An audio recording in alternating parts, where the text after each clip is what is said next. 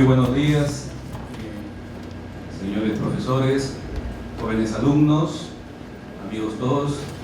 Esta mañana vamos a iniciar en este momento el conversatorio El legado del Papa Francisco, el patrimonio de la Iglesia de América para la nueva evangelización.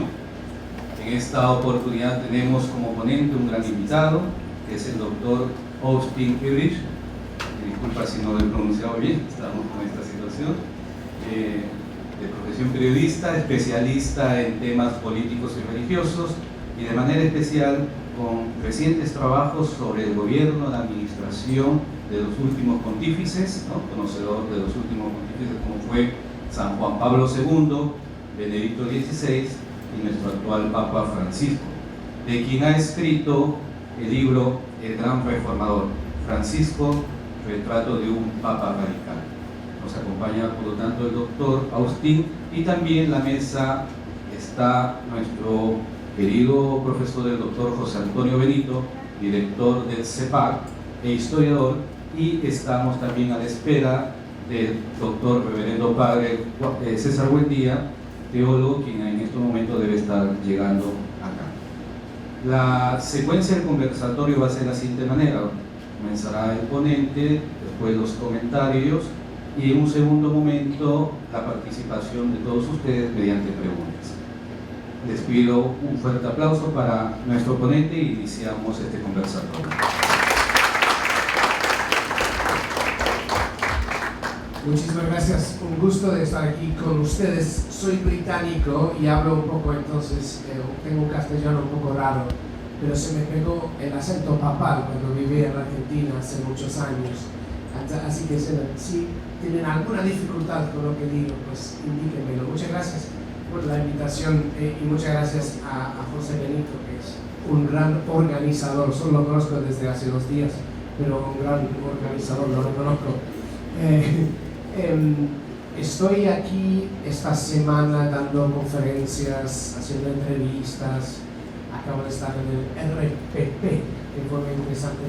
Y este fin de semana voy a dar un curso a unos jóvenes, unos católicos jóvenes, bueno, más o menos jóvenes, en un proyecto que tengo que se llama Voces Católicas. Nosotros capacitamos a católicos de hablar en la radio y la televisión sobre cuestiones difíciles concernientes a la Iglesia en las noticias, en los medios. Entonces, en parte vine para eso y en parte vine también para que la gente supiera de mi biografía de Papa Francisco. Lo problemático es que no está disponible acá en las librerías, y no entiendo por qué, porque doy charlas en muchos países: Argentina, Chile, Colombia, México, y siempre el libro está en las librerías y siempre están a la venta, pero hay un problema con la distribución acá. Pero me dicen que el próximo, creo que en junio va a llegar, va a estar en las librerías. Se llama El Gran Reformador, Francisco, retrato de un Papa radical. Y el libro es una biografía, cuenta la historia de la vida de Papa Francisco y también su tela de fondo argentina. Yo soy especialista, cuando era académico, y ya no lo soy un humilde periodista, pero en tiempos atrás me especialicé en la historia de la Argentina, la historia de la Iglesia en la Argentina. Por eso me fue bastante bien la noche de la elección de un Papa argentino hace un par de años. Soy prueba de que a veces los doctorados pueden servir para algo, aunque a veces hay que esperar 20 años para descubrirlo. Esa noche, el 13 de marzo de 2013, yo estaba haciendo comentarios para un canal de noticias británico que se llama Sky News. Y el objetivo de nuestros comentarios era de decir a quién habían elegido como Papa. Para ustedes, ¿cuántos de ustedes vieron la elección esa noche? La elección del Papa en conclave. Se vio aquí. Estaba en la pantalla aquí. Pero ustedes se acuerdan que primero sale el cardenal decano, ¿no? Y es el que dice en latín el nombre del nuevo Papa. Reverentissimum excellentum Georgium, ¿no? Y nos corresponde a nosotros, los comentaristas, decir quién es. Cosa que no es fácil, decir algo sobre él, ¿no? Entonces, hay 115 cardenales posibles, papa, en el sentido de que cualquiera de ellos podría ser electo papa. Entonces hay que preparar bien para cualquier eventualidad, pero en la práctica uno tiene una lista de 10, 15 nombres, ¿no? Y les puedo asegurar que esa noche muy pocos periodistas y comentaristas tenían el nombre de Jorge Mario Bergoglio, el nombre del nuevo Papa, no tenían ese nombre en su lista. Entonces hubo mucha confusión esa noche. Pero yo tenía la ventaja de haber estudiado la historia argentina, la iglesia, y podía saber comentar un poco de él. Sabía, ¿no?, que había sido jesuita, tenía algo de su fama, pero realmente no sabía mucho de él. Pero yo seguía insistiendo en las semanas posteriores de su elección de que había que entenderlo desde la Argentina. O sea, no era suficiente decir que era latinoamericano, porque la Argentina tiene una historia muy especial. Entonces al final un amigo mío se cansó de que yo dijera esto todo el tiempo y me dijo, ¿por qué no escribes un libro sobre eso? Entonces me fui a Buenos Aires y a la Argentina a finales del año de su elección, de 2003, y ahí pasé 2 meses, entrevisté con como 80 personas, muchos de ellos jesuitas que habían trabajado con él, y este es el resultado de este libro. Y el título es un poco provocador, se llama El Gran Reformador. Ahora, la palabra reformador asusta a muchas personas porque piensan que esto suena un poco protestante. De hecho, la versión ha sido traducida a 8 idiomas y la edición italiana le cambiaron el título y se llama Tempo di Misericordia en italiano, o sea, cambiaron totalmente el nombre. Pero a mí me gusta el título porque lo que quería demostrar era que existe una tradición de reforma en la iglesia, una tradición de reforma radical. Ahora, esa es la otra palabra del subtítulo, Francisco, retrato de un papa radical. Entonces mucha gente se asusta también de la palabra radical. Y lo que yo quería demostrar con este título es que el Papa Francisco es un reformador, pero no es Lutero. Es un radical, pero no es Che Guevara, ¿no? O sea, existe una tradición de reforma radical que se remonta a la Edad Media, a su gran héroe, San Francisco de Asís. Y el objetivo de esa reforma católica es volver a la Iglesia a su esencia, a su misión esencial y a su dependencia de Jesucristo y del Evangelio, y de desapegar la Iglesia de la riqueza, de su dependencia de la riqueza, del estatus, del poder, ¿no? Y de volver a acercar la Iglesia al pueblo. La Iglesia es una institución divina, pero también humana. Y como todos nosotros tenemos que convertirnos todos los años durante la Cuaresma, tratamos, ¿no?, de purificar las cosas en nosotros que nos distrae del objetivo principal de ser católico. Es exactamente lo mismo con la Iglesia. La Iglesia necesita purificarse, volver a su raíz, a su esencia. Y disculpen, un momento voy a decir hola al Padre. Buen día.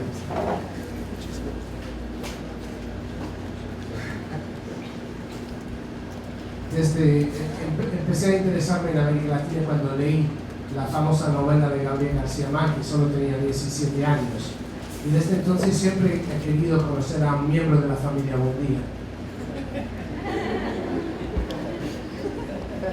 Yo decía que la Iglesia siempre hace falta purificarla, siempre es en un camino de conversión.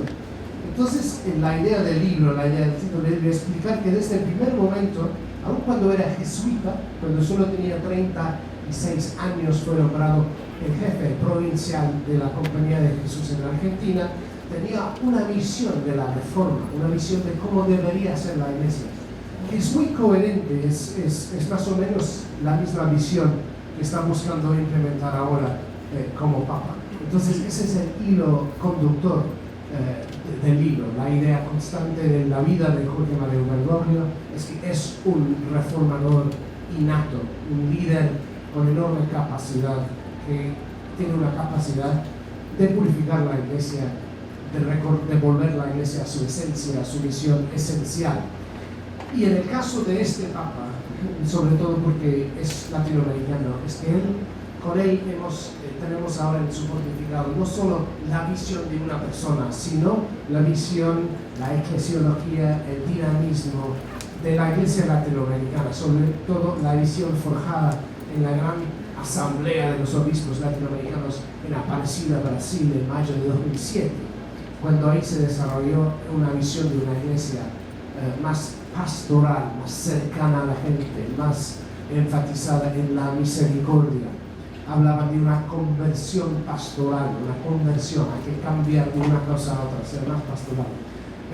Una iglesia más atenta a las periferias de la sociedad, la gente que sufre, la gente excluida, la gente marginada. Y la idea también del discipulado misionero, ¿no? De que todos somos misioneros por virtud de ser católicos. Bueno, esa visión que forjó la iglesia latinoamericana es la que Francisco está implementando en ese momento desde Roma. Y otra forma de decir eso es en una expresión utilizada por un intelectual que ha tenido mucha influencia sobre este Papa, un pensador uruguayo que se llama Alberto Metol Ferré. Yo nunca había oído hablar de él hasta que empecé a investigar la vida de Bergoglio. Es una figura fascinante, murió hace tiempo, en 2006, una figura chestertoniana, ¿no? un intelectual, un visionario que como percibía las tendencias históricas. Bueno, Metol Ferré hablaba de que la iglesia latinoamericana se estaba convirtiendo en la iglesia fuente de la iglesia universal. Esa idea viene de que en determinados momentos históricos, y a mi derecha está el gran experto sobre la historia de la iglesia, en determinados momentos históricos la iglesia refleja normalmente el dinamismo de una parte de la iglesia, de una parte del mundo. Ahora, en la época, por ejemplo, de la Contrarreforma del siglo XVI, cuando la iglesia también pasaba por una época de reforma, el dinamismo venía de España y de Italia, que era el país que produjo, ¿no?, los grandes movimientos de reforma, órdenes religiosas como los jesuitas. Y en los años 60, 50-60, cuando se realizó otra gran reforma, que es el Concilio Vaticano II, la iglesia fuente en ese momento eran los países Francia y Alemania. Y bueno, la idea de Metol Ferré es que ahora, desde Aparecida, la iglesia fuente de la iglesia universal está convirtiendo, es América Latina. Entonces, esa es la idea que estoy explorando en un nuevo libro que saldrá en 2017. No tiene un título todavía, si ustedes pueden pensar en el título, les agradecería.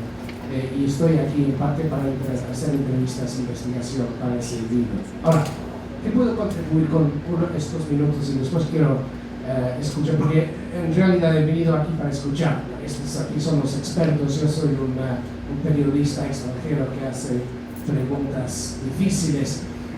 O sea, no me considero un experto, pero bueno, algo sé de la vida del Papa Francisco y lo que está buscando hacer. Entonces voy a compartir con ustedes 3 claves de la reforma del Papa Francisco que a mí me fueron muy útiles para entender a lo que va este pontificado, a qué busca este Papa, ¿no?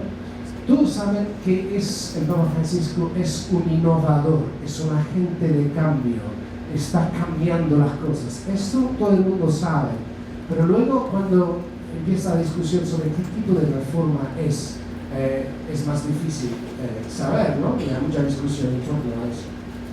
Hubo un libro en 1950 escrito por un dominico francés que se llama Yves Congar y se llamaba La vraie et fausse réforme dans l'Église, la verdadera y falsa reforma de la Iglesia. Entonces él miraba atrás en la historia de la Iglesia, discerniendo por qué ciertos movimientos de reforma habían terminado, como terminó la Reforma Protestante, la división, la rivalidad, ¿no? Y en otros casos ese movimiento de reforma produjo una renovación genuina, auténtica, cuyos frutos se veían en el mayor compromiso de la Iglesia del Evangelio a los pobres y la mayor unidad también, que son signos de la presencia del Espíritu Santo. Entonces él sacó unas conclusiones, unos criterios, y hay varios, pero yo voy a destacar solo 3 que a mí me han sido muy útiles. El primer criterio de la reforma auténtica de la Iglesia Católica es que todo movimiento de reforma auténtica siempre viene desde la periferia de la sociedad y de la Iglesia. Y la reforma ocurre con el centro, donde está, digamos, el poder, donde están los recursos, donde está el liderazgo. La reforma ocurre con el centro, se abre a la periferia, ¿no? Entonces, esto ha sido la lectura que hizo Paul Martin de la historia de la iglesia. Él vio esa tendencia. Bueno, hay que recordar que nuestra iglesia comienza, ¿no?, con Jesús, el Hijo de Dios, que empieza a predicar, a demostrar la misericordia de Dios, a curar y sanar y predicar. ¿Y dónde hizo todo eso? No lo hizo, digamos, en la plaza de armas de Jerusalén, ¿no?, sino que comenzó con los pescadores y los pastores de la parte humilde. O sea, efectivamente de Perú sería comenzar en la sierra, ¿no?, entre los indígenas. Eso sí, el equivalente de Galilea hoy en día, ¿no? Y solo al final llega a Jerusalén y es resistido, no comprendido por las élites, por las autoridades del momento. Y es un poco que Congar saca la conclusión de que el Espíritu Santo, digamos, está presente en los movimientos que vienen de la periferia. Ahora, en la tradición de la Iglesia, muchos movimientos de reforma han venido de las órdenes religiosas, ¿no?, como los franciscanos, los dominicanos, los monjes benedictinos. O sea, fuera de la estructura central diocesana de la Iglesia. Y estas son movimientos o órdenes religiosas con un compromiso radical evangélico, un compromiso a la pobreza, a la austeridad, al compromiso con el Evangelio. Y eso es más o menos, en ese sentido, lo que representa Francisco. Está precisamente dentro de esa tradición de reforma que viene desde las órdenes religiosas. Él es un jesuita, dejó los jesuitas para ser obispo, pero sigue siendo jesuita, y en ese sentido eso cumple con uno de los requisitos. Otro es que viene de la periferia. Ahora, desde Perú, Argentina tal vez no es tan periférica, pero visto desde Roma, la llegada de un papa desde el sur del mundo fue realmente la llegada de una persona del Evangelio, y se identifica explícitamente con esa corriente reformadora que representaba San Francisco de Asís. Yo me acuerdo en Roma, 2 días después de su elección, cuando se encontró con nosotros los periodistas, y dijo en algún momento: ¿cómo quisiera una iglesia pobre para los pobres? Una expresión que realmente nos impactó mucho. Una iglesia pobre para los pobres, que se identificaba con los pobres, con el sufrimiento humano, con el anhelo, ¿no? Entonces, en eso se está identificando precisamente con el énfasis o la opción de Jesús.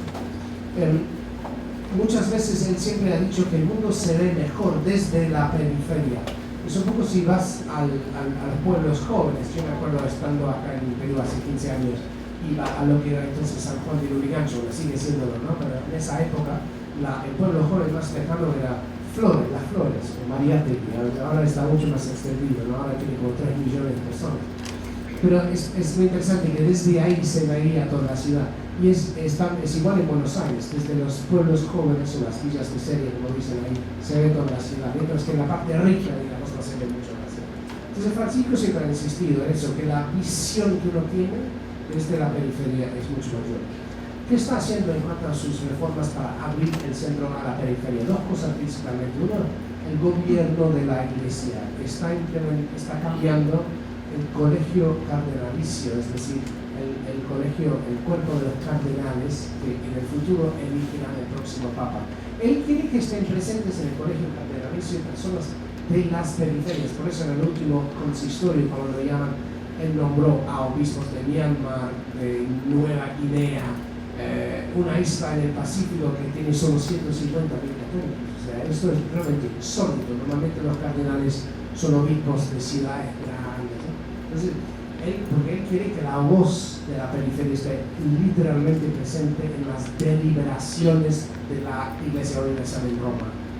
Segundo ejemplo, en sus viajes, no sé si ustedes siguen mucho los viajes papales, pero él normalmente empieza en el centro, porque el aeropuerto normalmente es de la capital y es recibido por las autoridades del Estado. Pero después él quiere ir a las periferias. En México, por ejemplo, en febrero, él iba todos los días, ¿sí? Se quedaba en Ciudad de México, pero iba al extremo sur del país, a Chiapas. Ningún papa había ido ahí antes, donde están los indígenas, es la frontera con Guatemala. Y terminó su viaje, yo estaba ahí en Ciudad Juárez, en la frontera con Estados Unidos, donde están las maquinadoras, donde hay mucha gente presa, donde es un lugar de mucha violencia, un lugar muy desolado. Él quiere estar presente ahí. ¿Qué hace en esas visitas? normalmente quiere encontrarse con quién, ¿no? Con presos, con prisioneros, con presos, con gente enferma, con gente indígena, con gente, digamos, alejada del centro de poder, porque está convencido de que a través de esos encuentros Jesús se hace presente.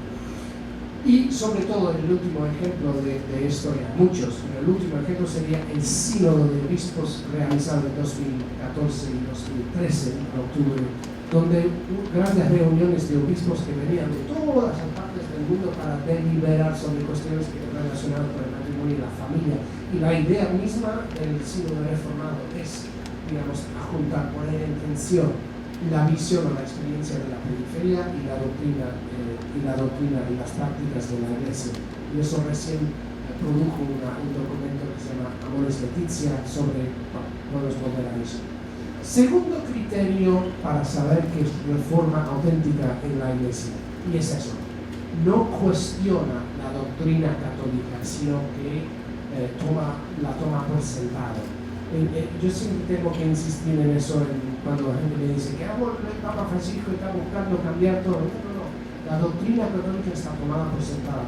Y él, durante ese proceso sinodal, por ejemplo, él siempre reforzaba que estamos aquí no para cuestionar el matrimonio entre hombre y una mujer indisoluble para toda la vida, sino de considerar cómo podemos mejor acompañar los que no pueden o no han podido lograr ese ideal, ¿no? Es decir, fue un ejercicio en desarrollar la conversión pastoral, cómo la Iglesia puede facilitar el acceso a los sacramentos y a la vida cristiana, pero no está cuestionando la doctrina y no está cuestionando tampoco las tradiciones esenciales de la Iglesia, por ejemplo, la tradición del sacerdocio masculino basado en la masculinidad de Jesucristo, la devoción eucarística, la importancia de las devociones marianas, o sea, la religiosidad. Todo esto es un católico muy tradicional. No está buscando cambiar la doctrina. Entonces, ¿qué es lo que está buscando cambiar? Lo que está buscando cambiar es la óptica, es como nosotros vemos estas cosas. No es la doctrina, sino como... Y la gran distinción que él hace, ¿no?, es entre la lógica de Dios o de Jesucristo, ¿no?, es querer incorporar, sanar las heridas de las personas, salir, la Iglesia en salida, salir en busca de las personas alejadas para integrarlas, ¿no?, en vez de querer conservar la doctrina de la contaminación. O sea, no es una visión conservadora que quiere conservar porque teme la contaminación, sino que quiere salir en busca de tomar riesgos, acompañar a las personas en las fronteras. Es una diferencia de actitud, y quiero volver a eso en un minuto cuando hablo de la misericordia. El segundo criterio de Congar es esto: toda reforma auténtica toma por sentado la doctrina católica y no la cuestiona. Tercer criterio de Congar es esto: la finalidad, el objetivo de toda reforma auténtica eclesial es pastoral. Es decir, el objetivo de esa reforma no es cambiar la Iglesia para que sea más conforme al mundo moderno, ¿no?, sino reformar la Iglesia para que pueda facilitar que la gente pueda vivir la vida cristiana y pueda tener un acceso más fácil a la vida espiritual, a la vida de la parroquia, para poder vivir precisamente la doctrina que él está defendiendo. Él siempre insiste, Francisco, que la ley suprema de la Iglesia es lo que se dice en latín la salus animarum, la salud de las almas. Es decir, el objetivo de todas estas reformas es el bien de las personas, es su bien espiritual. Pero precisamente porque la Iglesia es una institución humana con leyes, con prácticas y disciplinas, cuando cambia la época, cuando cambia la situación, muchas de esas leyes o esas normas necesitan ser renovadas, necesitan ser cambiadas para tomar en cuenta la nueva situación pastoral en la que está la Iglesia. Es decir, el mundo cambia, ¿no?, y la Iglesia tiene que cambiar no sus doctrinas y sus enseñanzas, sino su forma de ser y su forma de interrelacionarse con la sociedad actual. Por ejemplo, hay una reforma en la comunicación del Vaticano ahora. Están cambiando la comunicación de la Iglesia para que haya más imágenes y más presencia digital. Ustedes todos, ¿no?, consumen sus noticias ahora en sus celulares, ¿no? Ustedes no leen diario, ¿verdad? ¿Cuántos aquí leen un diario todos los días? ¿Ves? Y son todos, discúlpenme, pero son todos mayores bueno, no voy a decirlo, ¿no? Pero más mayores. ¿De 15 años? Mayores de 15 años todos. Pero bueno, ustedes los jóvenes todos, y lo que ven son videos, y lo que quieren consumir es, digamos, información digital. Por eso recomiendo el blog de José Antonio, que es muy bueno.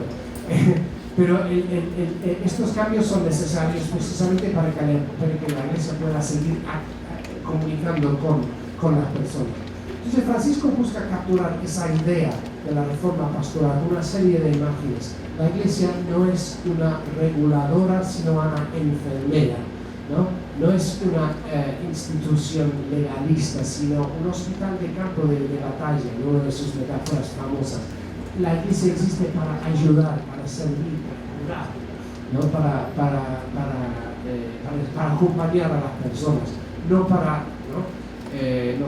condenarlos. El Papa siempre dice que la Iglesia no existe para condenar, sino para ayudar a las personas al encuentro con la misericordia de Dios. Existe para facilitar un encuentro. Ahora, hay reglas, hay verdad, y esto no se puede comprometer. Pero la Iglesia no existe en vez de la verdad de condenar a nadie, de juzgar a nadie, sino de invitarles a vivir esa verdad. Entonces, el mecanismo principal para Francisco, y con eso voy a terminar, la herramienta principal para Francisco de producir lo que la Iglesia latinoamericana llama la conversión pastoral, es convertir la Iglesia para que sea más pastoral. La herramienta principal es el nuevo énfasis en la misericordia de Dios. Estamos viviendo en ese momento un jubileo de la misericordia, un año especial designado por el Papa como un año para que la Iglesia pueda experimentar y saber comunicar mejor la misericordia de Dios. ¿Qué es la misericordia de Dios? Misericordia es un nombre en latín que tiene dos palabritas pequeñas ahí, miseri y cor. Miseri son los pobres, los que anhelan, los que sufren. Y cor significa corazón. Es decir, cuando uno es misericordia, tienes un corazón para con los pobres. La misericordia es una respuesta de amor a cualquier persona que sufre. Y viene de otras palabras en el griego, en hebreo. Voy a tener mucho cuidado porque hay expertos sobre esto aquí, pero viene más o menos de una palabra en hebreo que se llama raham, que es como vientre, es un amor materno, ¿no es así? Y la otra palabra es chesed, que significa una especie de amor de compromiso, ¿no? De compromiso total. Todas esas ideas están capturadas en la palabra misericordia.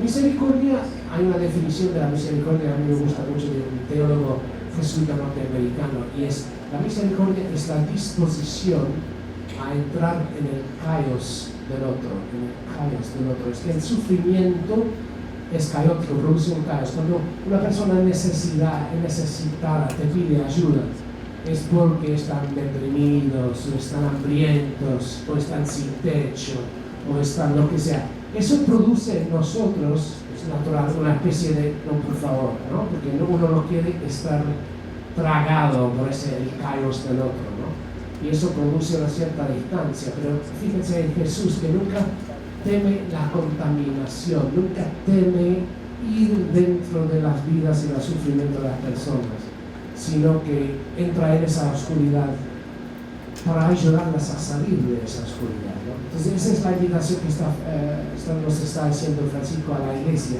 de aprender a ser misericordiosa, de entrar en la oscuridad, el caos y el sufrimiento de las personas. Y la misericordia es importante por una última razón, porque la misericordia convierte a las personas.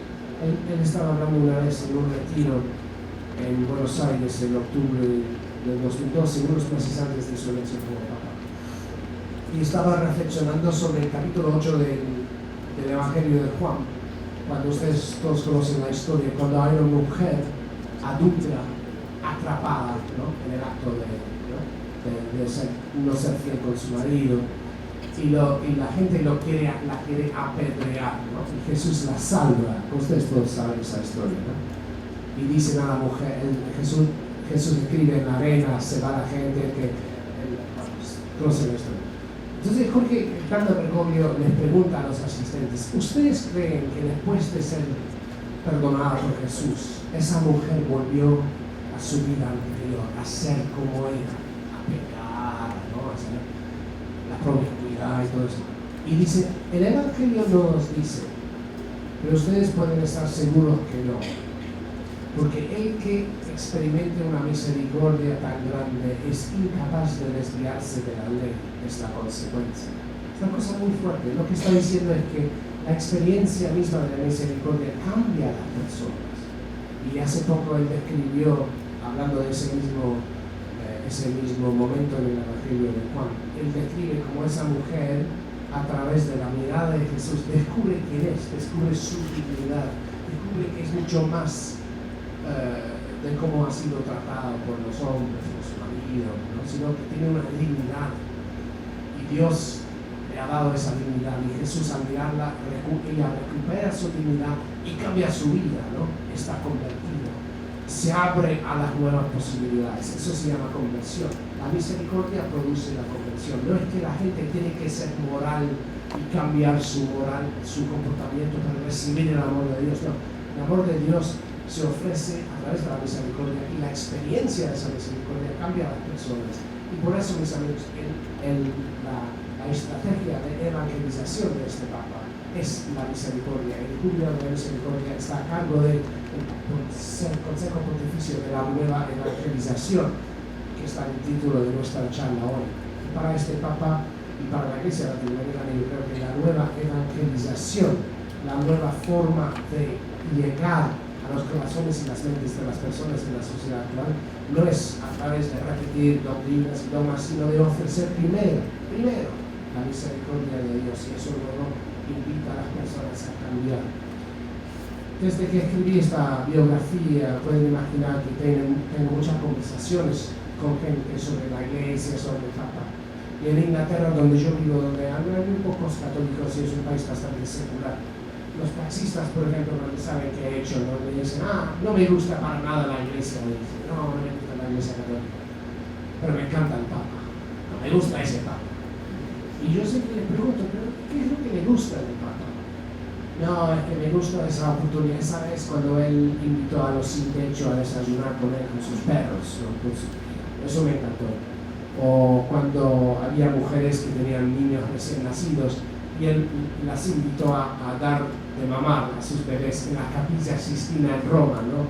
O sea, que no les importen los frescos, no se preocupen, ¿no? O la vez que besó un hombre cubierto, ¿no? de lesiones muy graves.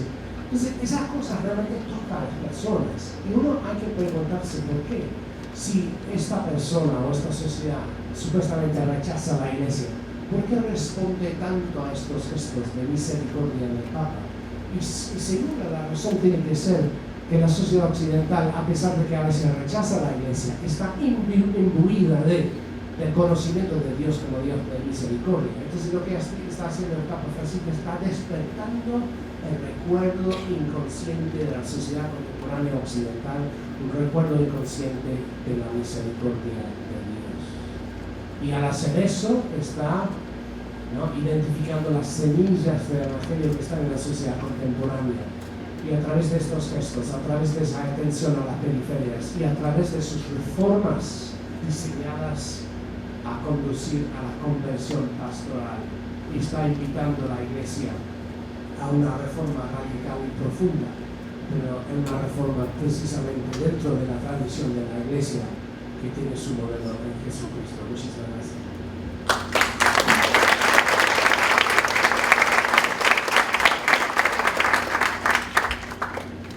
Bueno, doctor, muchas gracias por toda su cordial y hermosa charla a estos pobres de la periferia que somos nosotros. Bueno, realmente nos ha impresionado esta visión tan, por lo menos hasta donde he llegado yo, he llegado tarde. Esta visión tan concreta, tan fácil de entender de lo que para ustedes la reforma de Francisco. Yo quisiera en este momento pensar que lo que han dicho ustedes un criterio también para entender lo que viene después. Porque me da la impresión, por ejemplo, últimamente con la Amoris Laetitia ha salido una discusión muy fuerte sobre dos notitas, la nota 336 y la nota 351, que parecía que contradecían la doctrina tradicional de la Iglesia respecto de la pastoral con los divorciados y los casados. Y pienso que su charla ha sido por lo menos muy esclarecedora respecto de esto. Usted ha dicho, no se trata de cambiar la doctrina de la Iglesia, no puede cambiar por lo menos, y si cambia en algo será porque mejora, pero no porque contradice la tradición de la Iglesia. O sea, porque la verifica, porque la razona mejor, porque estudia también lo que es permanente en nuestro transitorio, etc., ¿no?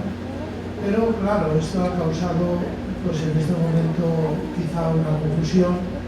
Desde su visión, supongo que esta visión de la misericordia no es exactamente, o sea, sirve para interpretar estos hechos. Es decir, no es lo mismo, usted dice, cuando estaban en la Capilla Sixtina, algunas mujeres, los niños estaban llorando porque tenían que mamar, y las mamás estaban allí diciendo, bueno, pues no parece muy en este momento, muy adecuado estar ahí dando de mamar al niño, no sabían dónde esconderse y el Papa dijo, bueno, usted sabe que por aquí pues las mujeres en ese sentido, gracias a Dios, no tienen demasiado problema, el concilio y ya está. Y el Papa, que es no es exactamente del Perú, pero cerca, dijo, bueno, ustedes tienen una cosa que hacer, háganla por favor. Y eso es verdaderamente conmovedor. Y creo yo que nos expresa muy bien qué es lo que piensa este hombre. Este hombre, que es el Papa, en primer lugar, no siempre está hablando de cátedra. Y por tanto hay que tener, creo yo, criterio para decir, en cada sitio hablas de una manera y hablas en un sentido, y muchas veces hay que hablar en sentido práctico. En segundo lugar, está claro que este hombre dice, no, es que una cosa es, por así decirlo, el ideal pues se vivirá en el cielo, otra cosa es la realidad en la cual muchas veces nos movemos, y en la cual tú tienes que tener comprensión para las circunstancias personales de una persona. Y eso me podría usted hablar un poquito de esto. Sí, yo me resisto un poco a decir lo que dicen muchos críticos de Papa Francisco cuando no les gusta lo que dice, bueno, no está hablando como Papa en este momento. Yo no creo eso, yo creo que está siempre hablando como Papa, siempre está enseñando, y algunas de sus afirmaciones más improvisadas son precisamente cuando mejor está enseñando. Hay unas frases famosas, icónicas, ligadas a este pontificado. Una de las más famosas es, ¿quién soy yo para juzgar? Hablando de las personas gay, ¿no? Y eso, el comentario que hizo en el avión, en el vuelo de vuelta de Río de Janeiro en julio de 2013, en su primer viaje apostólico a América Latina, ¿no? Y eso causó mucho impacto, pero molestó mucho también a personas que pensaban, bueno, pero si el Papa no puede juzgar, ¿quién puede? O sea, le corresponde a él, ¿no? Discernir, decirnos cuál es la verdad y no es la verdad y todo. Pero lo que estaba expresando el Papa Francisco en ese momento fue puramente la enseñanza de la Iglesia. Nadie en este mundo, sea blanco, negro, gay, no gay, o sea, no es hijo de Dios, todos son amados igualmente por Dios. Ahora todos somos llamados también a vivir la verdad de nuestra fe cristiana. Pero todo el mundo es acogido, todo el mundo es amado incondicionalmente. Y eso es básicamente lo que él quiso decir. Y estaba citando las próximas frases que dijo, eran esas, ¿no? De que la Iglesia está en contra de toda discriminación injusta sobre las personas. Entonces, y hay otras frases famosas también, ¿no? Que causan mucho revuelo revelos en español, pero bueno, ¿no? que molestan a la persona. Bueno, dos cosas. Muchas veces hay que tener cuidado con los titulares, porque bueno, yo soy periodista, normalmente nos enfocamos en la parte más interesante y muchas veces lo sacamos, digamos, del contexto. Y los titulares normalmente no representan fielmente lo que dijo. Si el Papa ha dicho algo sorprendente, siempre hay que ir a la fuente y ver lo que realmente dijo.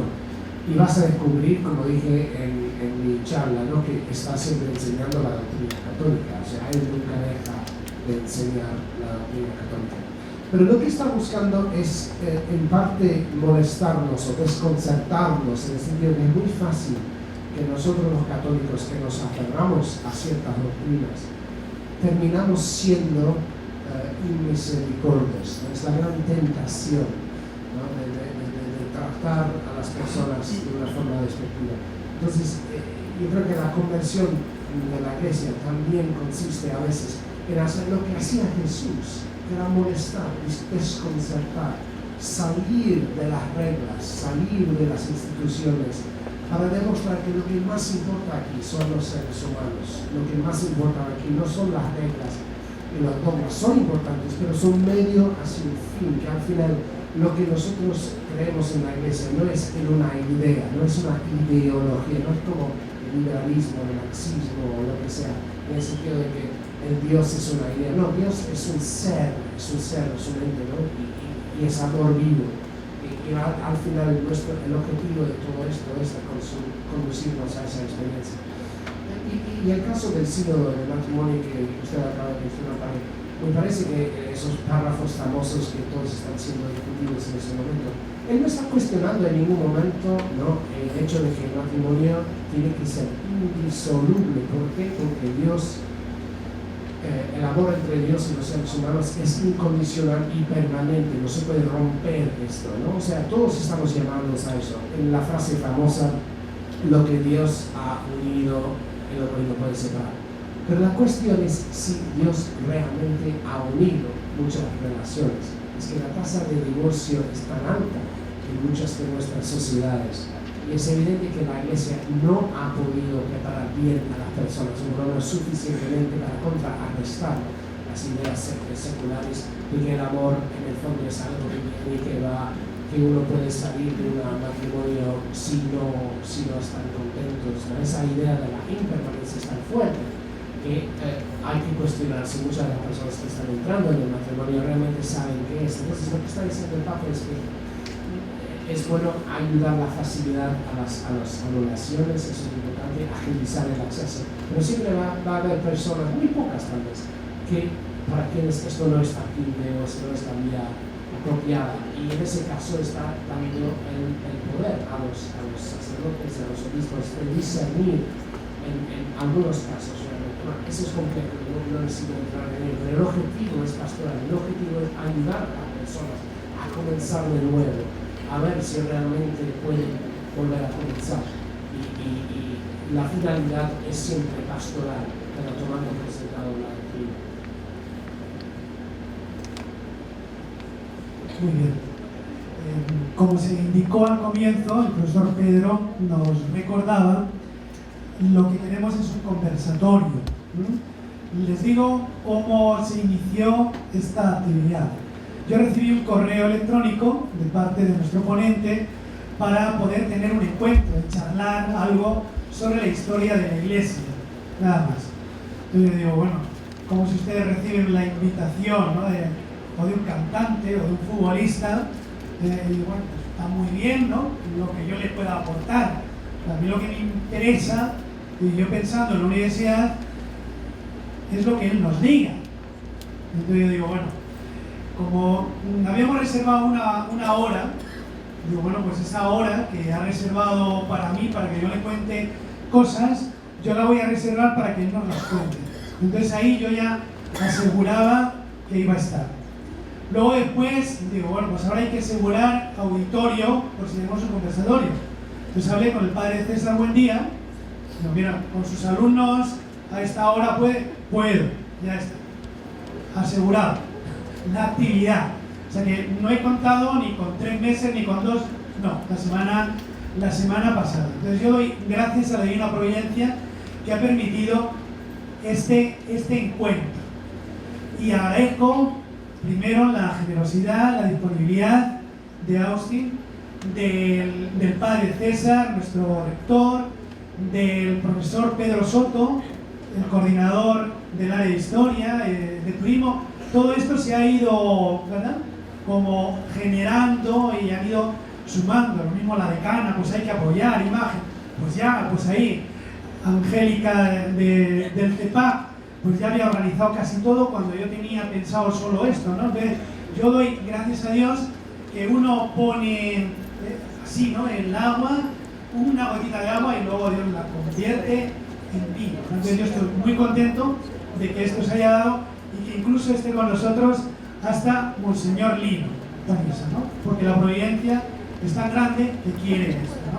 Entonces, yo en principio lo que teníamos pensado era que yo como historiador tenía que dar también una pequeña ponencia y tal. Entonces yo lo voy a resumir porque me gustaría que todos ustedes, aquí hay profesores, acaba de venir incluso el padre Juan Antonio Nureña, el nuevo doctor que viene de Roma, que intervenga, que pregunte, que sugiera. Y si no hay tiempo para todos, yo les voy a dar, a mí me gusta ser siempre muy práctico, muy práctico. Entonces ustedes tienen el correo del CEPAC, suena, @ux.edu.pe, y cualquier sugerencia, cualquier comentario me lo hacen llegar ahí a ese correo, que yo se lo voy a transmitir todo a nuestro ponente. Tanto sus sugerencias, sus vivencias, porque lo que él quiere, de alguna manera, es algo muy bello, ¿no? Y es que esta misericordia, este kairos que se está dando en la Iglesia, justo especialmente desde la elección del Papa Francisco, sea para beneficio de toda la Iglesia. Y no solamente de toda la Iglesia, porque la Iglesia no está para mirarse el ombligo. La Iglesia está para llevar a Cristo, el gozo de Cristo, a todo el mundo. Entonces aquí estamos ya todos, ¿de acuerdo? Entonces todos los que están aquí tienen que colaborar, sea ahora escribiendo, sea preguntando, sea con su testimonio. A mí me gustaría decir en primer lugar la importancia que tiene la identidad en un continente, la identidad en una institución, en la Iglesia, en la URSS. La Universidad Católica Sede Sapiense, si es fiel a sí misma, estará siempre, miren qué texto tan bello tiene en la bula sobre la misericordia, ¿no?, que es la que se ha puesto aquí. Que la dulzura de la Madre de Misericordia nos acompañe en este año santo y siempre, para que todos podamos redescubrir la alegría de la ternura de Dios. O sea, esto es para todo el mundo, no para los católicos, no para los de la URSS, para todo el mundo, ¿no? Que gracias a la dulzura de nuestra Madre, y nuestra Madre aquí es la Sede Sapiense, todo el mundo pueda experimentar la ternura de la alegría de estar siempre con Dios. Y ahí estamos todos. En Iglesia en América, el único sínodo continental que se ha tenido a lo largo de la historia, y creo que este es un punto importante, ¿verdad?, porque registra lo que fueron, por una parte, los concilios linenses, los concilios de México, todas las asambleas que ha habido aquí desde el CELAN, Río de Janeiro, Medellín, Puebla, Santo Domingo, Aparecida. O sea, todo esto tenemos un sínodo no solamente para América Latina, sino para toda América. Entonces, en el número 13, ¿qué dicen? Que la identidad, o sea, el ADN, lo más importante de América es su cristianismo. O sea, la identidad la ha marcado el ADN Cristo, el cristianismo. Entonces creo que esto es muy, muy importante. Entonces, con ese punto me gustaría que tendiésemos un cuento, ¿no?, sobre lo que es nuestro continente, lo que es nuestra universidad, lo que es Cristo, lo que es el dulce Cristo en la tierra, Francisco, y cada uno de nosotros. Que aquí estamos todos. Y luego algunas notas del catolicismo latinoamericano. Yo le voy a dar, así en un minuto, lo que suelo dar en un semestre en Historia de la Iglesia de América Latina, ¿no? O sea, yo les digo, la evangelización aquí en América tiene algo propio, distinto de otros lugares, ¿verdad? Por ejemplo, cuando llegan los evangelizadores, son todos misioneros, casi todos de órdenes religiosos. Vamos al centro de Lima, y ahí tienen San Francisco, franciscanos, tienen los dominicos, ¿verdad?, donde van a brotar nuestros santos, Martín, Rosa, Juan Macías, y los grandes defensores de los derechos humanos aquí, ¿no? Valverde, Loaiza, Las Casas, dominicos, los agustinos, los mercedarios y posteriormente los jesuitas. Esos son los evangelizadores de América. Entonces es muy importante. Los misioneros consagrados. El Papa Francisco es un religioso y jesuita. Entonces hay cosas que a algunos les sorprenden, pero si ustedes conocen a jesuitas de aquí, de Lima, pues como que no nos sorprende.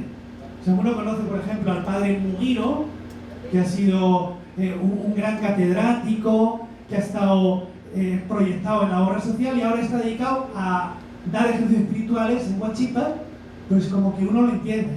Si uno conoce al padre Carlos Pozo y toda la obra que ha hecho en Arequipa, pues conoce un poco mejor a nuestro Papa. Si uno ve la obra de los colegios de fe y alegría, como que uno ve, ¿no?, esa síntesis de la contemplación, de la acción, ¿no? Entonces, es muy importante, ¿verdad?, que esta misión ha sido por religiosos. En segundo lugar, el profetismo de casi todos los misioneros, junto a la labor de sacramentos, a la labor espiritual. Todos los misioneros han sido grandes defensores de los derechos humanos. Por ejemplo, un sínodo de Lima, el sínodo de Yungay, en el número 8 dice: como misión de los curas de indios es que le enseñen a los naturales, a los nativos, los derechos que tienen.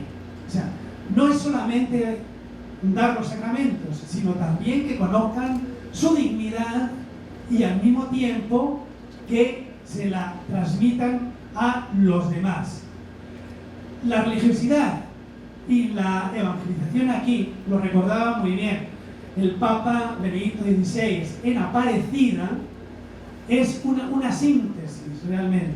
O sea, lo que estaban anhelando todos los pueblos latinoamericanos, aquí tenemos Caral, tenemos Paraíso, son huacas, son centros religiosos, están esperando, ¿verdad?, que venga el Salvador. Entonces entienden justamente cuando se encuentran con Cristo como la plenitud de lo que ellos estaban añorando.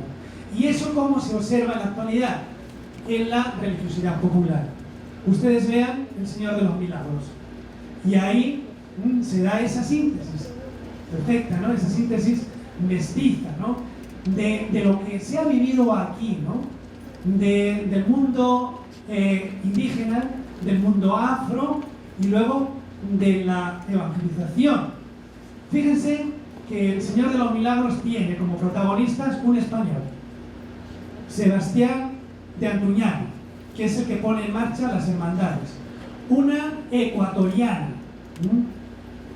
Lucía del Espíritu Santo, que es la primera religiosa nazarena, y un africano, el negro Angola, que es el que pinta, ¿no?, en el muro. O sea, los tres, ninguno es peruano, pero los tres se peruanizan y los tres sintetizan algo en esa religiosidad popular, que es el milagro del Señor de los Milagros. O sea, hay un ícono de la misericordia, ¿verdad?, que representa y que recoge justamente toda esa tradición y nos invita a todos a seguir a paso firme de buen cristiano, a hacer grande el Perú, es justamente esta devoción. El Papa Benedicto XVI, ahí en Aparecida, habla de como unos puntos fundamentales de la religiosidad aquí en América. La pasión por Cristo, muerto y resucitado, la devoción a María, la importancia que han tenido los santos. Fíjense, en el Perú recientemente han sido beatificados 3, ¿no? No nos hemos quedado en el virreinato, sino que ahora recientemente, justamente cuando han quemado las papas, ¿no? Cuando Sendero Luminoso ha matado y ha estado el terrorismo y ha habido casi 70.000 muertos, aquí tenemos 3 mártires. Qué maravilla, ¿no? Cómo sigue dando frutos. Y luego otro punto muy importante vinculado con la reforma. Fíjense, en América Latina no ha habido ninguna herejía, no ha habido ningún cisma. Es algo realmente impresionante, ¿no? Ha habido siempre una fidelidad a la Iglesia católica, ¿no? Entonces esta religiosidad popular nos habla, por una parte, de la identidad y al mismo tiempo de la pasión, de la creatividad por llevar Cristo a la sociedad. Podría decir muchas cosas más, pero no les quiero aburrir. Simplemente es como algo, ¿no? O del tesoro, ¿no? Que nosotros tenemos, ¿no? Entonces, me gustaría, si quieres ya, hacer un comentario sobre esto. Austin.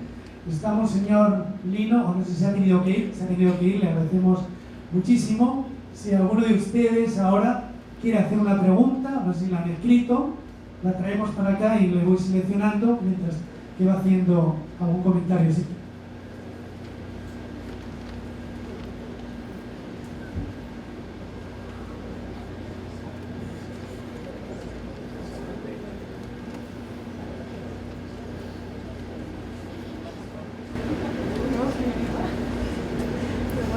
¿Cuál es el principal motivo para que el Papa Francisco quiera reformar la Iglesia? ¿Porque la Iglesia ha perdido su esencia? En el fondo, porque todos necesitamos conversión. Eso es la verdad de nosotros mismos. Eso es un poco como preguntar cuál es el motivo principal de la Cuaresma todos los años. Porque vamos a la conversión, porque necesitamos cambiar, porque siempre necesitamos cambiar. Ahora, las razones, las cosas que necesitamos purificar pueden cambiar de una época a otra, de un momento a otro. Depende de dónde estamos en la vida, pero en el fondo ese es el motivo, es que la reforma es siempre necesaria para que la Iglesia pueda mejor evangelizar. Muchas gracias. ¿Qué aspectos destaca de la terminología del Papa Francisco? Periferia, misericordia. Destaca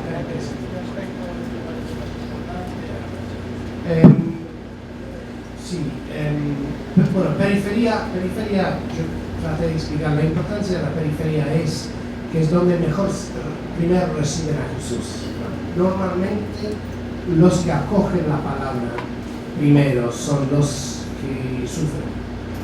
Son los que no la razón de esto, a ver si lo puede explicar, padre, si se lo puede explicar mejor que yo.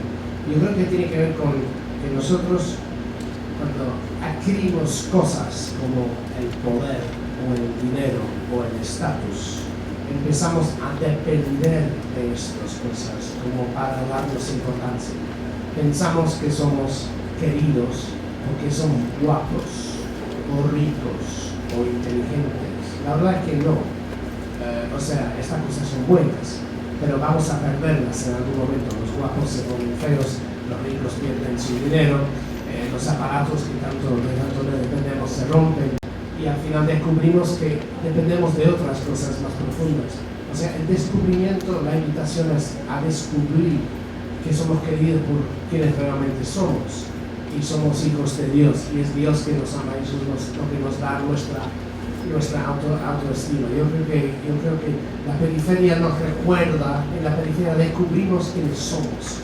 Y la misericordia, bueno, yo creo que Dios es misericordia, entonces una experiencia de misericordia es una experiencia de Dios.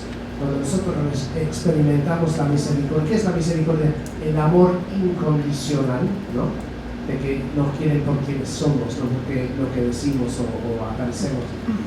Segundo, es un perdón incondicional. En el momento en que nosotros reconocemos que hemos actuado mal, Dios está ahí listo a abrazarnos y a acogernos. Bueno, todo esto describe a Dios. No es un Dios que se queda afuera con los brazos cruzados condenando, sino, como dije, un Jesús que quiere entrar en nuestra condición, nuestro sufrimiento, nuestra oscuridad, para acompañarnos, para salvarnos, para integrarnos, para sanarnos, ¿no? Esa es la misericordia y esa es la invitación del Evangelio, esa es la invitación del Papa Francisco. ¿Cómo debemos vivir este año de la misericordia según nuestro sumo pontífice? Bueno, eso es fácil. Hay 7 obras corporales y obras espirituales de la misericordia. Ahora, vamos a ver cuántos sabemos. Eso es. A ver, ¿quién sabe conoce todas las 7 obras corporales? Todas las 7. Ok, ¿quién tiene bolígrafo? ¿Todos tienen bolígrafo? He venido aquí con los pobres. En grupos de 4, quiero que escriban las 7 obras corporales. A ver, ¿cuántas conocen? Un minuto, por favor. En grupos.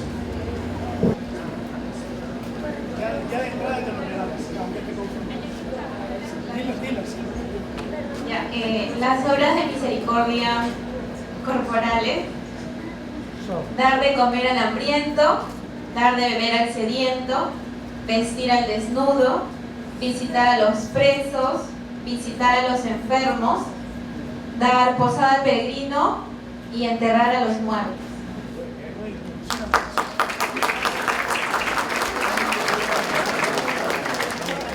Uno, enseñar al que no sabe. 2, dar buen consejo al que lo necesita. 3, corregir al que se equivoca. 4, perdonar al que nos ofende. 5, sufrir con paciencia los defectos. 6, rogar a Dios por los vivos y los difuntos. 7, consolar. Muy bien. Ahora, ¿qué es lo que tienen en común todas estas obras, las corporales y las espirituales? ¿Qué es lo que tienen en común? La respuesta es esta, que todas son acciones. Es algo que se hace. La misericordia es una actitud que siempre se desemboca en una acción. Es imposible ser misericordioso y no actuar.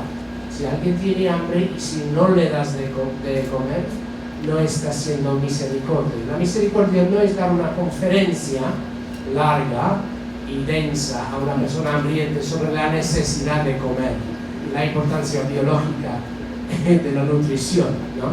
Eso es una respuesta misericordiosa. La misericordiosa es dar de comer al hambriento. Entonces, son acciones. ¿Qué acciones harán o deberán hacer para consolar y reparar a las personas violentadas en su infancia por los servidores de la Iglesia? Me parece una pregunta magnífica y es un gran tema, por supuesto, de ahora y con los escándalos que todos sabemos. Lo que se debería hacer para las personas abusadas por clero o por representantes de la Iglesia son 2 cosas.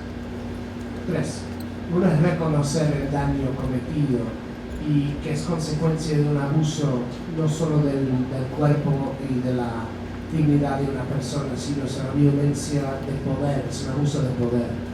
Y hay que reconocer esto, pedir perdón y hacer reparación. En el caso de las víctimas del abuso clerical sexual hay necesidad de compensación financiera si es necesaria, pero lo que es más importante es reconocer el daño cometido y por qué pasó, porque hay algo ahí que necesita ser reformado. Ahora, yo podría entrar en las razones por esta crisis y este escándalo, lo que está detrás, pero eso requeriría otra conferencia. Lo más importante es el reconocimiento del daño, el pedir perdón a los ojos de la persona, no en términos generales, que hay vida y que haya justicia también, y sanar a los heridos. Y por último, la Iglesia tiene ahora bastante experiencia muy triste en esto, y es interesante ver que este Papa quiere que la experiencia de la Iglesia ahora sea a disposición de otras instituciones en la sociedad que todavía no se han dado cuenta, digamos, de eso. En Inglaterra, por ejemplo, la BBC, es como la RTP acá, hubo un gran escándalo de abuso de menores ahí. Y la BBC, que tanto había criticado a la Iglesia Católica, nosotros ahora estamos ayudando a la BBC, ¿no?, de introducir reglamentos. Entonces, tenemos que aprender de esa experiencia. Gracias por la pregunta. ¿Cuál es la posición del Papa Francisco frente a Cuba y el socialismo? Sí, él fue a Cuba en septiembre, yo estuve ahí con él, fue una visita magnífica. La posición de la Iglesia en Cuba es muy interesante. La Iglesia básicamente comparte los valores de la revolución original del 59, antes de Cuba fue al marxismo, ¿no? Es decir, la visión de un país soberano, una isla independiente de los Estados Unidos, un futuro social cristiano a base de su cultura distintiva. Y eso es en el fondo lo que la Iglesia está buscando crear en Cuba. El papel del Papa ha sido muy interesante. Él fue la razón principal del deshielo entre Estados Unidos y Cuba, que está produciendo ahora una reconciliación diplomática y económica entre Estados Unidos y Cuba. Y lo que está buscando el Papa Francisco es la reconciliación, ¿no?, entre los cubanos exiliados en Miami y los que están en la isla. Y básicamente lo que quiere la Iglesia es un futuro democrático, plural, humanista, a base de sus tradiciones cubanas. Y la Iglesia está trabajando para eso. Buenos días, soy estudiante de Derecho, primer ciclo. Se ha hablado o se ha comentado acerca de la unión entre el mismo sexo y que algunos políticos en las elecciones, en su reforma o plan de gobierno, prometen firmar este matrimonio. Bueno, en el fondo la Iglesia no reconoce el matrimonio que no sea entre un hombre y una mujer para toda la vida, fiel y abierta a la vida. Eso es, digamos, la idea, el diseño divino, la intención de Dios para el matrimonio. Esto no significa que no haya amor entre otros tipos de parejas. Yo conozco a muchas parejas gay, amigos míos, y hay un amor tremendo entre ellos, pero no es matrimonio. O sea, el matrimonio es una institución que se distingue en la ley de un país y que confiere ciertos privilegios y cualidades, ¿no? Y está en el interés de la sociedad de mantener el matrimonio como algo distintivo y algo, un ideal, digamos, ¿no? Entonces el problema con la legislación del matrimonio, del supuesto matrimonio del mismo sexo, es que termina por socavando esa idea del matrimonio como algo distintivo. Eso pasó en mi país, en Inglaterra. Tenemos ahora el matrimonio gay. El gobierno decidió de un día a otro introducir esto, fue muy autoritario. Y ha redefinido, el Estado ha redefinido la definición legal del matrimonio. Ahora el matrimonio en Inglaterra legalmente significa una relación entre dos personas de cualquier género. No especifica la lealtad, no especifica la fidelidad, y de hecho el matrimonio entre el mismo sexo no tiene ningún... No es necesario ser fiel, ¿no?, en esa definición legal. O sea, ha terminado por socavar completamente la definición de matrimonio. Ahora el matrimonio, yo no entiendo por qué alguien quisiera casarse según esa definición legal. Ahora, esta agenda de fondo es muy importante para entender el sínodo de obispos de los últimos 2 años, porque lo que está reconociendo este Papa es que la Iglesia tiene que reconstruir el matrimonio desde abajo y tiene que mejor aprender a las personas lo que es el significado del matrimonio y cómo uno puede vivirlo. O sea, aprender a amar. Y eso es hablando de la Iglesia latinoamericana. Estoy muy impresionado por cómo aquí la Iglesia forma a la gente, ¿no? Los cursos que hay, la formación que hay, realmente me ha impresionado. Y en Europa tenemos mucho que aprender de ustedes. Otra pregunta de otro alumno de Derecho. ¿Y cuándo se ha programado la venida del Papa al Perú? Bueno, yo estaba con el cardenal el otro día y le pregunté lo mismo y me dijo que realmente no sabe. El Papa no ha dado ninguna indicación hasta ahora de cuándo va a venir a Perú. Lo que sí ha dicho es que el año que viene va a venir a Colombia, siempre que haya un acuerdo de paz. Entonces, a mí me parece obvio que si viene a Colombia, vendría a Perú al mismo tiempo, porque y a Venezuela, o sea, porque ya fue a Ecuador, Bolivia, Paraguay, sería lógico que viniera, la próxima visita sea a Perú, Colombia y a Venezuela, pero nada está confirmado. Y tampoco los argentinos se están preguntando cuándo va a venir a Argentina, ¿no? Entonces, yo creo que también eso es otro viaje que sabe que tiene que hacer, pero no está en este momento en la agenda. Otro estudiante de Derecho del primer ciclo. Y me gustaría que nos explique brevemente en qué consiste la nulidad del matrimonio religioso, ya que esto ha causado mucha polémica y por los medios se ha tergiversado la información. Padre César, una definición coherente y sucinta de la anulación. Quiere que yo hable y yo hasta ahora no pensaba decir gran cosa. Entre otras cosas porque me enteré ayer que tenía que venir. Pero la nulidad se caracteriza porque se acepta a través de un juicio, aunque no sea un juicio del tipo normal o tribunal y tal, se acepta que ese matrimonio fue nulo desde el principio, porque el principio es este: lo que Dios ha unido no lo puede separar el hombre. Ahora, si Dios no lo unió, sí lo puede separar el hombre. ¿Cuándo no lo unió Dios? Pues hay un montón de circunstancias que pueden indicar que ahí no hubo un verdadero, porque el consentimiento de las partes es lo que hace el matrimonio.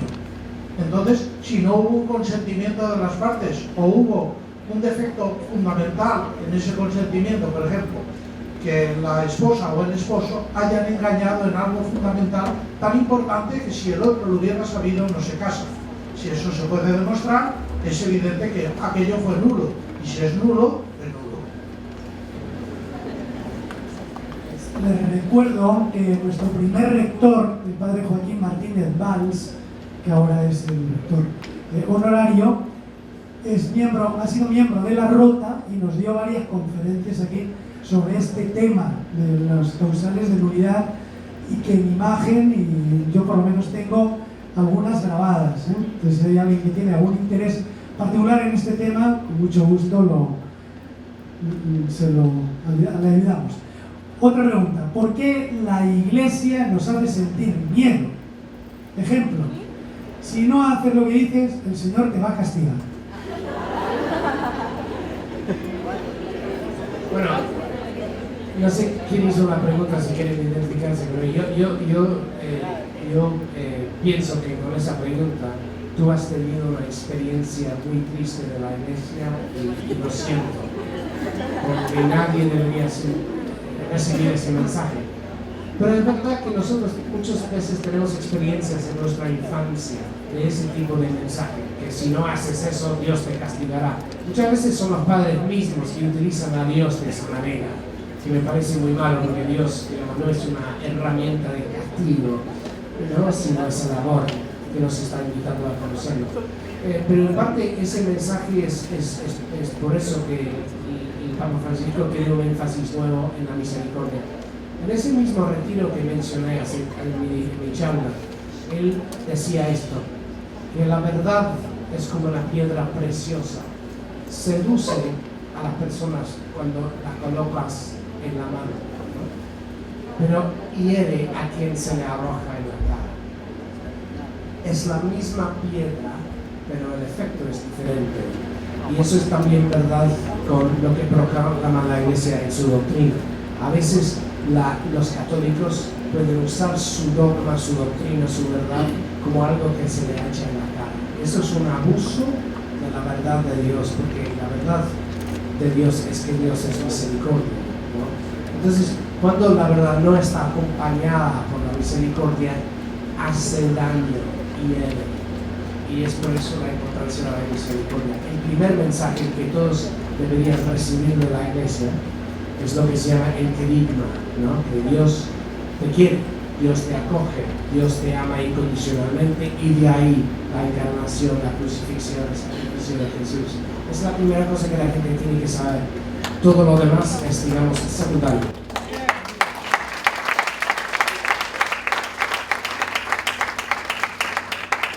Una última pregunta, quedan por ahí todavía varias, pero dado que aquí hay un buen grupo de profesores y también alumnos, y uno de los aspectos que ahora Perú está viviendo es sobre todo la acreditación de las instituciones, sobre todo la investigación, ¿no? Quien más, quien menos está preparando su maestría, quien más, quien menos su tesis y tal, ¿no? Entonces, yo lo único que he visto así, y un poco las notas, me parece magistral, ¿no?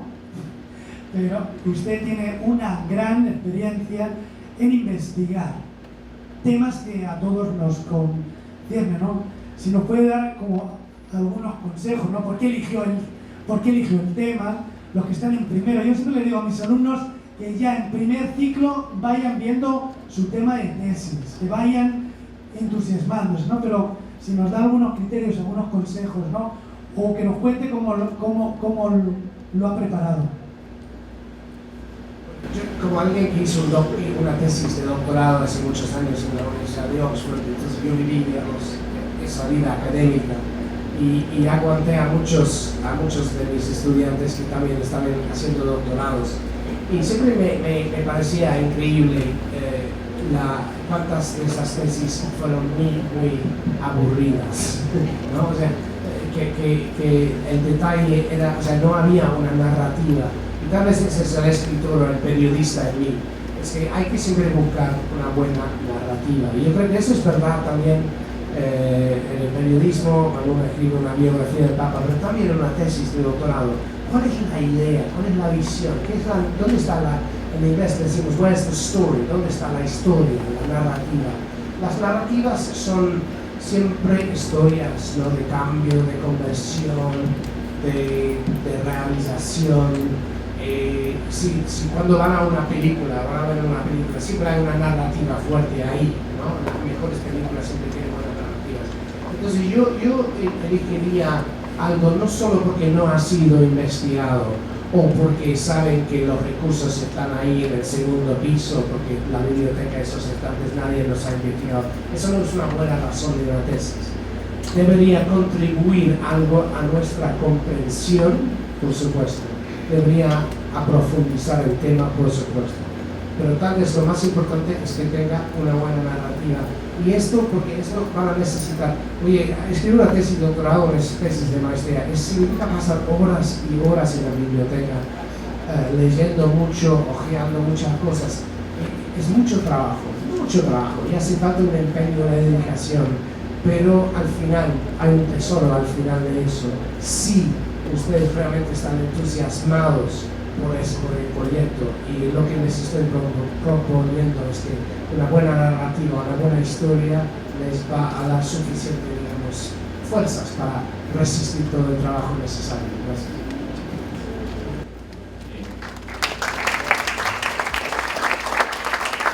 Agradeciendo de antemano la participación del Dr. Austin en este conversatorio y a los miembros de la mesa. Tengo por su Dr. Austin que en la formalidad de nuestros conversatorios este ha sido algo especial, que ustedes han bajado, ha habido premio y la participación de los jóvenes. Ha sido una bella escena que ha quedado en mi mente y mucho más teniendo de imagen de una generación, permítanme la confianza, hablando hacia una generación nueva que, como decía San Juan Pablo II, es el futuro, en este caso de América Latina y de Perú. Palabras finales a cargo del reverendo padre Dr. Juan Antonio Nureña, en representación de nuestro canciller Monseñor Lino Páez. Lo recibimos con un aplauso.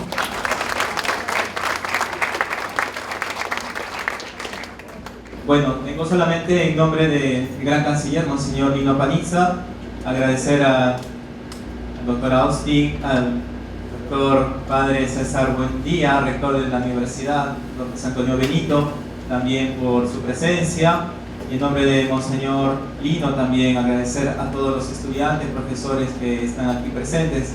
Es importante también conocer al Santo Padre Francisco, ¿no? Que hoy por hoy es un testimonio grande de la misericordia de Dios y de la ternura del Señor. Muchas gracias de parte de Monseñor Lindo, y que no solamente quede aquí, ¿no? Todo aquello que han escuchado, sino que también se pueda comunicar a otros y se pueda hacer vida, ¿no? Hemos aprendido las obras de misericordia, ¿no? Pues hacerlas vida como nos invita el Santo Padre en este año. Muchas gracias a todos.